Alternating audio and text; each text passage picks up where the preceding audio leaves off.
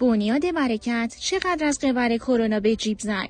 در میان انواع مسائل و رخدادهایی که درباره واکسیناسیون در ایران از گزارش‌های گوناگون و استنباط از حرف و کلام شهروندان ایرانی میتوان شنید و ناراحتی آنها را احساس کرد، داستان ناکامی تأسف برانگیز در تولید واکسن برکت است. نتیجه اشتباه یا آزمندی اما نازک‌تر شدن ریسمان اعتماد شهروندان بیپناه ایرانی به مدیریت در این باره است.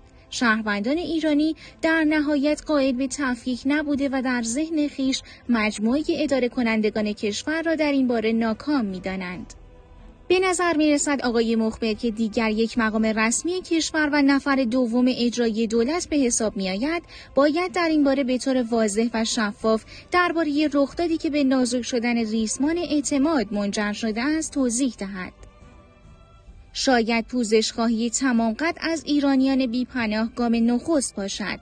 در گام بعدی باید معلوم و آشکار شود که در جریان این داد و ستد چه میزان منابع دولت به کیسه بنیاد برکت رفته است و آن رقم باید به خزانه برگردد.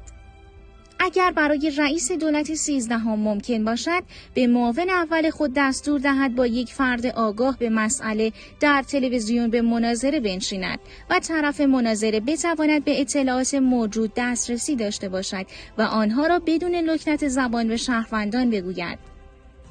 اگر کار در همین جا و با شرایطی که نوشته شد پایان یابد و معاون اول عذرخواهی رسمی کند، منابع دولتی را با جبران خسارت به خزانه برگرداند و با آگاهان درباره دلایل این ناکامی بزرگ به مناظره بشیند، شاید باقی مانده اعتماد شهروندان از دست نرود.